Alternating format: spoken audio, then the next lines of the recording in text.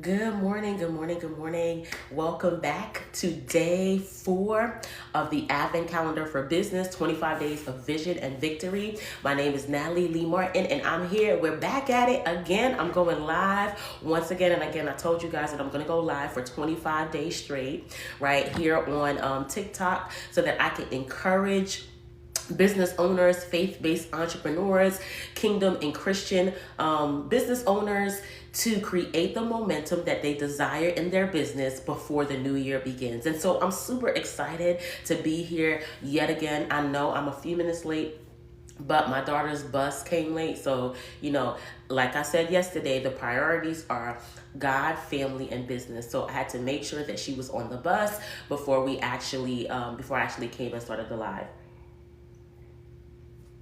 While I'm waiting for some people, I'm going to take a sip of my coffee because your girl has not been feeling 100% at her best. Hey, Lainey. Hey, Tommy. Hey, Clay. I have not been feeling at my best. And you know what? This happens when you make a decision. When you have decided to just go ahead and follow through on something that you in your heart know you want to do, when that intention is followed up by a decision, right, then you're going to see disruption. And so I did start feeling sick, and I'm super excited that I am feeling well enough to come here live with you every morning at 8 a.m. Eastern Standard Time. And I'm super excited to bring to you today what we're going to be talking about, especially for business owners, where faith is your foundation. And so I'm not just talking about faith being, something when we talk about as far as church is concerned, when we talk about the Bible is concerned. And yes, I am going to dive into that as well. But it takes faith to be an entrepreneur. The definition of entrepreneurship is taking a risk. And so faith is going to be required for you to take a risk. How do you move and make decisions from a place of faith rather than from a place of fear or feelings? Because your feelings are going to come into play as you're making those decisions, right? You're not going to be able to maneuver through business and maneuver through life in general without adhering, without actually feeling something, without actually connecting to your emotions. Did you know that 85% of people buy based on emotions? They don't buy based on facts, right? They buy based on emotions, and they justify their emotions with the facts, with the benefits, with the features that we sell in our business. But it starts with what they feel. How do you make them feel, right? And so recognizing that, we also have to recognize that we don't want to be moved also, when we're making these decisions just by feelings alone. We want to understand that, our feelings can be fleeting, but we want to have something much more grounded than feelings. And faith is much more stable. Faith is much more consistent than feelings are. Your feelings are going to be up and down, around and about, but your faith, what you are believing for, that is ingrained into you. And some of us, we do have limiting beliefs, so we need to confront those and adopt a new mindset as we are growing our big businesses.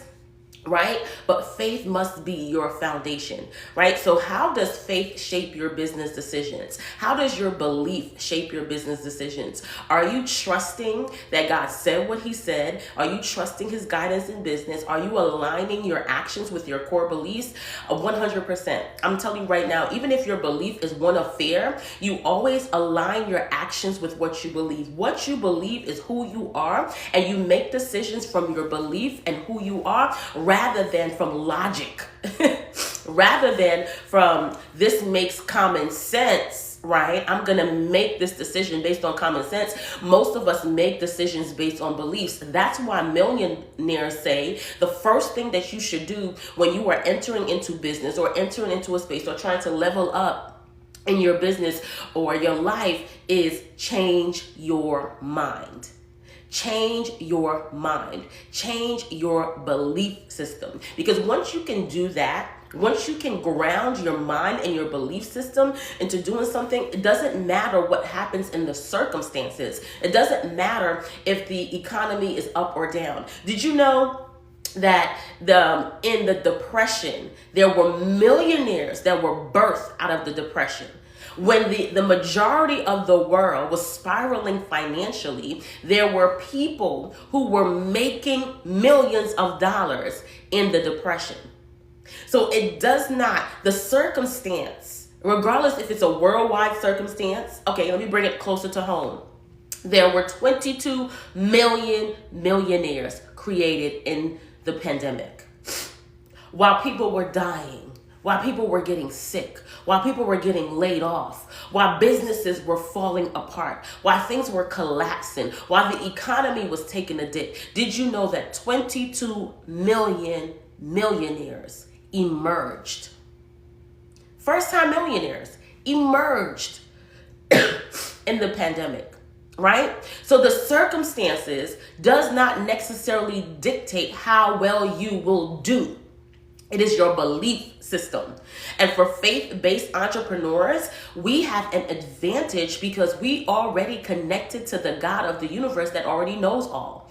Remember yesterday we had the conversation, and we're filtering all of our experiences, all of our conversations with God through the three pillars, right? Through the three things, the simple framework that I designed. Number one, God is good. Number two, God loves me. And number three, God knows everything.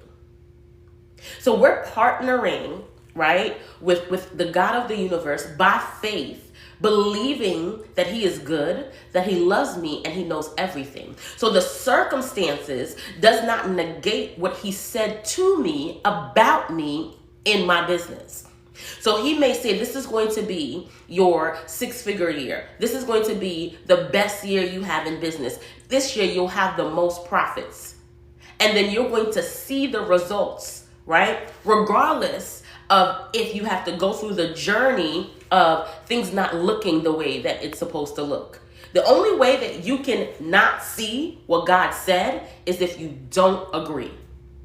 If you decide as your partner, I'm not going to agree with that. I'm not going to listen to that. What we don't realize is the word is a seed, right? But our mouth, the words that we speak can either water, right? It can bless, or it can curse the seed of the word of the Lord. And so we don't recognize that, we say death and life is in the power of the tongue. But we can bring death to words that God has given us about us in our businesses when we disagree with what he said. And when we disagree with what he said, with what God said, what happens is we come into agreement with what the enemy desires in our business. It's either going to be clarity or chaos. It's going to be simple or it's going to be confusion. And we know God is not the God of confusion. He is not the God of chaos. When he saw chaos in the beginning, what did he do? He spoke order to it. When he saw darkness in the beginning, what did he do? He said, let there be light. And so we have to learn as business owners, as people who take risks and operate by faith, that the circumstance does not dictate the results in our business. The circumstance does not dictate the outcome of our business. What dictates the outcome and the results is our agreement with God's word or not. And that agreement is based on our belief systems.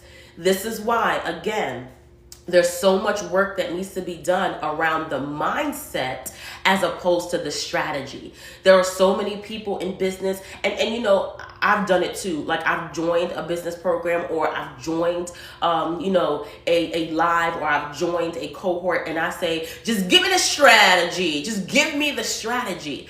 But if I am not equipped, if I don't believe that I am the person that can actually implement the strategy, then it's never going to work. It's just like trying to tell somebody here, like me, a couple of years ago, I had already declared that I am not a good salesperson. This was a couple of years ago, right? That's not me now. Your girl know how to sell, okay? Because God said it and it is so. I just have to work to become what God already said I am. Put in the work to become who I already am. I gotta be very careful with my words because words matter. And so a couple of years ago, I had said I'm not a good salesperson. So regardless of whatever strategy I tried to implement, I bought things off of line, I went to master classes, none of it worked. Why? Because I had already decided that I was not the vessel, that I was not going to be a good salesperson. I had already decided, right, in my mind, it doesn't matter what I do, right? And even though I may not have said it out of my mouth, maybe I may not have thought it, but in my heart, everything, every strategy that I got felt out of alignment with me because I had decided that I was not a good salesperson. So whatever sales strategy, no matter how simple, complex, no matter how detailed or whatever, it could be, I had a sales strategy that it was just word for word, just take the paper and read it. And reading it, I was like, this don't feel right. Everything was so off with it, right? And I'm reading it like I'm reading a script, and it still ain't working because I decided that I wasn't going to be a good salesperson. It wasn't until I had a confrontation with myself, and I like to ask myself questions. So if you ever find yourself in a place of fear, ask yourself questions, ask the fear questions, confront it. Don't be afraid to confront yourself. Right? If you're walking in a place where you feel no peace and you feel out of alignment as a business owner, ask yourself questions. Do not let yourself go a whole day with feeling out of alignment with yourself and out of alignment with your position, right? Without asking some clarifying questions. Those questions can help you see where the block is inside of you, right? And so that's what I had to do. I had to ask myself, why does this not feel right? Why does this feel so out of alignment? Right? And now this is not like, I wish I had done it real quickly, but this was after going all around the world being like, I'm not going to sell. I'm just going to tell great stories, and the great stories are going to entice people to come to buy. And I never had a call to action. And I would hear people say, have the CTA. And I'm like, no, I don't need a call to action because I'm so compelling. I'm so awesome. And I was violating a principle in the marketplace where you have to offer. That's a principle. Selling is a principle in business. And when we refuse to sell, we're violating principles and we're expecting a result that we will never get because we're violating it. Even in the Bible, when the woman with the oil, the widow woman came to, you got to read that. It's in 1 Kings. It's amazing. If you know the story, you can follow along with me, but if you don't know the story, go to Google and type in the widow with the oil, right? But the widow went to Elijah and she said, listen, my husband, who was part of your company of prophets, has died. And your prophet friend, my husband, has left me with 2 sons and debt. Tell me what to do, because I can't be like, these creditors going to come and enslave my children. What do I need to do? And then the prophet says, go get, what do you have? What do you have, right? She said, I got a little bit of oil. And he gave her instructions, go collect all the jars in your community, and then pour the oil into the jars. And she realized that the oil just kept flowing and flowing and flowing and flowing and flowing. After she did that, she went back to the prophet and she said, okay, I did what you told me to do. What do I do next? He said, go sell the jars. Pay off your debt. Live on the rest. Now, he gave her instruction to sell. What if she had said, you know what, I don't feel like selling. Let me just give it away for free. And if I give it away for free, then people will pay me a tithe and an offering. Violating an instruction. That's what we look like in the marketplace when we do not position and have offers to sell. Yes, there is things that we should do to invite people like this right here, this live right here. This is free. You don't have to pay for this. Well, you do have to pay. You got to pay attention. So thank you for those of you that are paying attention. Thank you for those of you that are not swiping right or left or however it is on TikTok. Y'all know I'm new to this thing, right? Thank you so much for paying attention, right? For exchanging your attention to listen to me and to hear what I have to say, even though you have no idea. You may not have ever seen me before in your life, right? So I appreciate that. But you don't have to pay financially to be here. So there are some things, yes, that you're going to have to do in the marketplace to get an exchange. But let's be realistic. If you're building a business, the exchange going to have to be money. The exchange going to have to be finances, right? Because that is the currency of the marketplace. That also shows you how well you're doing in your business. When you have a profit, you're able to say, wow, we're doing well in the business. It's a measurable, tangible result in your business, right? Hey, Blue Tracy. How are you? Listen, I'm still learning this platform. So going back to faith as your foundation, you have to believe who you are. Just like I didn't believe at first, right? And that I was a good salesperson, regardless of the strategy, nothing ever worked. It wasn't until I decided, okay, God, what's going on here? Why don't I feel what's happening? He brought me back to times, right? So he took me through my timeline, because yes, time travel is real in the spiritual realm. God can take you through your timeline, take you through your memories, right? And show you at a particular point in time. And so he took me through my memories, took me through my timeline, and he showed me one of my first jobs that I was I was a telemarketer, right? I think it was my very second job, because I had a babysitting job and then I became a telemarketer. My very first W-2 form job, right? And it only lasted a few days. And I was a telemarketer. Oh my God, I'm gonna tell y'all how old I am. I was selling MCI. I was selling MCI calling cards. Y'all remember MCI? When we used to have to pay for long distance calling? Child, we so old. Well, I am. And I was selling MCI calling cards, and there was this phenomenal salesperson that was sitting next to me, and he was trying to train me and everything, and I was 16. He was like 30 something, maybe younger, because back then people look older. You know how it is. Anyway, so he would just get on calls and he would just sell out these calling cards back to back to back. And I sold, in my 4 days there, I think I sold 3 calling cards, and 2 people said that they came back and declined the offer. So I sold 1 calling card. And I was just like, from that, I was like, sales? I don't think sales is for me. That was the very first time that seed was planted. Then when I went to college, I went ahead and I worked at Old Navy, I worked at the Gap, and I was on the floor, right? And I would just, how you just have to be like, hey, can I help you? Can I help you? Can I help you? But you also at that time, I was also getting commissions from, people that I helped. Child, I ain't got no commissions. And on top of that, I was spending more money buying the stuff from the company than I was actually making money. So you got paid your hourly wages, and then you got commission based on how many people you assisted in the store. Never got commission, probably once or twice. But I always bought more stuff than I had. So my take-home pay was like pennies because I was spending more. So on top of the fact that I'm not a good salesperson, now I have this, this belief system that I'm not good with finances, right? It just got worse. And then I said, let me try one more again. And I went to Victoria's Secrets. Child, I lasted 3 days at Victoria's Secrets. I was like, I cannot do this. I cannot sell these panties.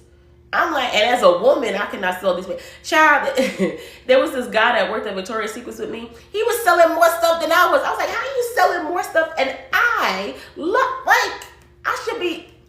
So all of that, I had decided when I quit that job, I said, I am just not a salesperson. This is not my identity. This is not who I am. This will never work, right? So even though I had a heart for entrepreneurship, because I've always wanted to be an entrepreneur since I was younger, I had decided direct opposite to opposing belief systems. I said I desire entrepreneurship, and yet I am not a good salesperson. Those two opposing beliefs were at war within me. So when I made a decision finally to enter into entrepreneurship years later and become a coach, right? I was like, I'm not going to be able to sell. No matter what strategy I was given, no matter, and I'm a very good student. Like I work, I put the work in, okay? But no matter what, I still could not sell. And it wasn't until I had to confront myself and confront my belief and confront my faith system that I built around not being a good salesperson and started really pulling at that thread that I saw I had come into agreement with a lie. And that lie was costing me money in my business. Why? Because I was moving from a place of fear and not a place of faith. I was fighting against the very word that God gave me. He said that I would be successful in the marketplace, that I would be a 6-figure business owner. And I was telling him, you gonna have to figure out another way, because I'm not going to adhere to the principle of selling. I'm not going to adhere to the principle of exchange. I'm not going to adhere to your principles that you have set up for the marketplace. You have to figure out another way. And I'm fighting against the word. And I'm not seeing traction in my business. And I'm not seeing steady income, right? Or I'll see feast and famine months. And I had to relinquish that mindset. I had to say to myself, although it is comforting me and making me feel better to say something stupid like I'm not a good salesperson, I have seen time and time again that this belief system doesn't serve me. So I have to release it. I have to let go of the lie, and I have to adopt the truth. And the truth is, I am a phenomenal salesperson. How do I know that? God brought me back to different experiences that I had, right? This is another experience that I had where, and again, the basis of sales is an exchange, right? That you're giving something of value that you have for something of value that the other person has. And in the exchange of the marketplace, we're exchanging what we have, our offers, our products, our services for money. Right? And there's a hierarchy to this thing that I teach in my Clarity to Execute Academy. So it doesn't start with money. It starts with attention. It starts with gathering someone's attention to be like, okay, let me hear your voice, right? And then we go through this process of the final exchange being the cash, right? The monetary value. Right? But God had to show me the buildup. So I remember in college, right? Even before college, let me go to when I was 11 years old. My cousin came to me and said, hey, Natalie, she was about 9 and she was a bully. I love my cousin. She was like, hey, I need you to do my hair. And I was like, okay. She was like, I never knew how to do hair. She was like, I know you don't know how to do hair. Don't worry about it. I could teach you, but I don't need my mama doing my hair anymore because I'm getting older. She was going to like 3rd or 4th grade. She was like, I'm getting older and I want these braided hairstyles, and she can't do it. She tried, but she can't do it. But I know you could do it, right? Now she's a phenomenal salesperson. That lady is a phenomenal salesperson. She sold me. She said, yeah, girl, you a braider. And I was like, I'm a braider. Okay. And I started braiding her hair. I got so good at braiding her hair that other people started coming and was like, yo, I want my hair braided in the neighborhood. All the girls in the neighborhood, so I want my hair braided. And as they're coming to get their hair braided, I was like, you know what? I can make some money. I was like, all right, $5. $5 to get my hair braided, to get your hair braided. I think it was really my cousin that encouraged it, because she was like, you doing my hair for free. I'm advertising for you. Listen, she's a 9-year-old. I was 11. Child, I should have known she was smarter than me since then. She was like, you need to charge them. I could be your advertisement. Like, I'm going to show my hairstyle because, you know, you popping, but they need to pay you. And I think I had to give her a little cut of the money too. But I had been selling since I was 11 years old, right? Then I babysat when I was 16. I had convinced a friend of mine, her mom, to babysit her little sister. And then when I got to college, this is when God really showed me. He said, remember when I just had out of the blue, my friend would tell the story even better. I just had out of the blue, I was like, you know what? I'm going to make people start saying different things. Like, I want to see how much I can influence people just out of the blue, right? And I said, I'm going to start saying halitosis. Because back in the day, and I want to tell y'all how old I is, back in the day, we used to be like, holla at your girl, holla, right? And I was like, I'm going to change it. I'm going to say halitosis. And they were like, you know what halitosis is? I said, yes, I do. It's bad breath. They were like, you will not convince nobody to be like, halitosis, and wave while you are, you know what I mean, instead of saying holler. And I was like, how much you want to bet? And I took them up on the challenge. And the first semester, when I started doing that, and everybody looked at me like I was crazy, but I had my mind already made up, right? Everybody looked at me like I was crazy, like, oh, okay, whatever, blah. And then, second semester, because I was consistent, all of a sudden, I'm like, halitosis. People are like, halitosis? I said, wait, what? People started responding to me saying halitosis back. And God showed me that. He said, up to this day, I still have a friend, an old college roommate, that we would be like, halitosis. Her mama started saying halitosis, okay? That's how much the influence spread. And God showed me that. He said, you have an ability to sell. He said, you've always had the ability, but you came up with this belief or agreed with a lie based on certain experiences because you were thinking that the selling only is tied into finances. So what he even took me deeper is to show me that I had a financial issue. I had a money issue, not really a selling issue. And I was attaching the money issue to the selling issue and holding on to lies.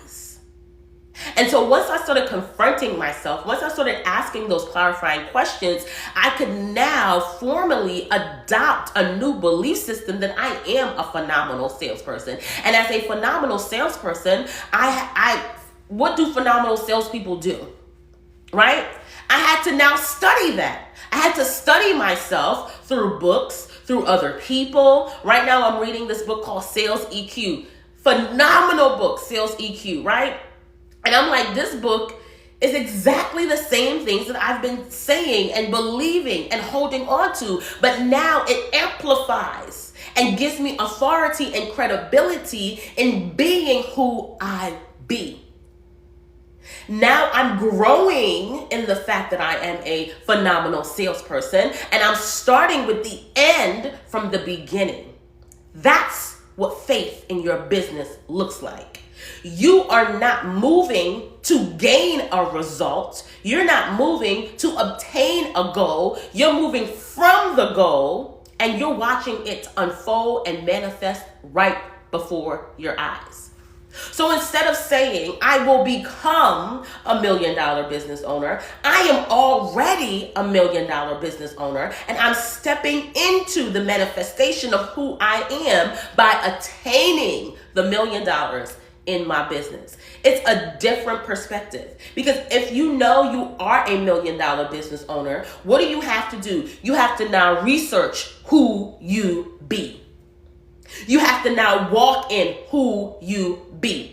If I am who I say I am, let me switch the words, because I am who I say I am, now I have to be around people who are like me, right? So I say I am a $1 million business owner. Now I have to get around other $1 million business owner. And now I have to speak the language of $1 million business owner. And now I get to congregate with other $1 million business owners, because that's who I am. And I love being in community with people who speak my language.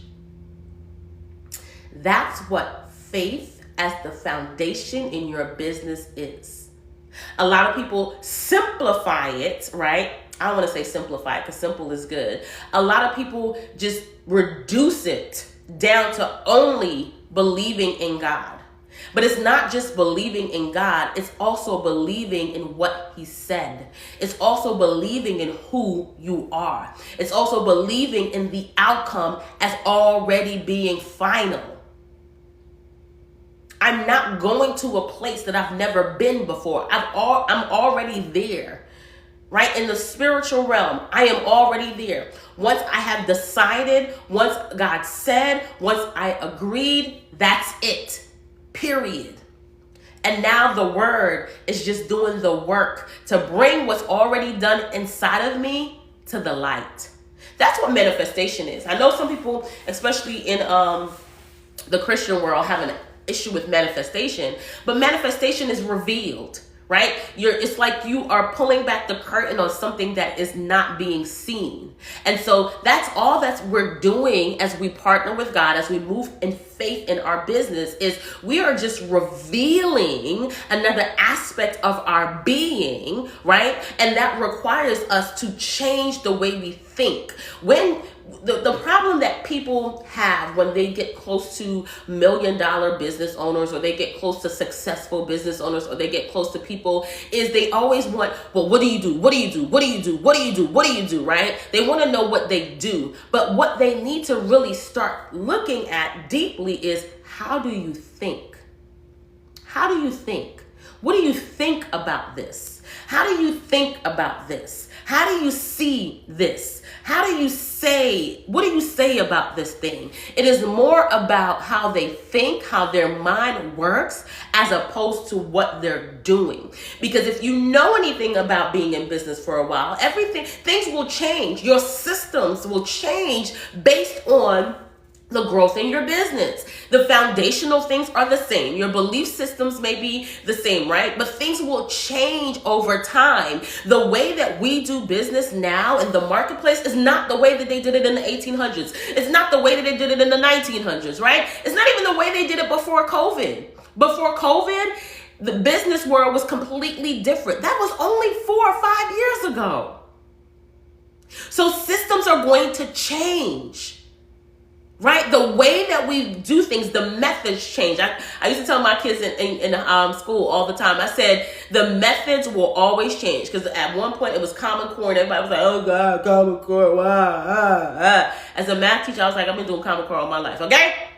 Y'all just getting a hold of this new thing. But the methods are going to change. The systems are going to change. It's the principles that remain the same. What is the principles? The belief systems, the foundations of your business. What do you believe about yourself and your business? That has to be the foundational thing, and that has to be built on faith. You cannot make decisions in fear and expect to see results. It has to be a faith-filled. It has to be a jump.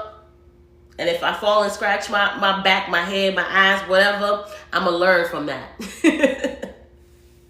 Right? So faith has to become the foundation in your business. And as an entrepreneur who believes in God, we have an advantage. The advantage is we partner with God, who is good, who loves us, and who knows everything. As Romans 8:28 says, all things work for the good of those that love God, for those that are called according to his purpose. And when he called us into the marketplace, it was for his purpose. When he called us into entrepreneurship, it was for his purpose. When he called you to be a business owner, it was for his purpose. When he called you to start that business, it was for his purpose.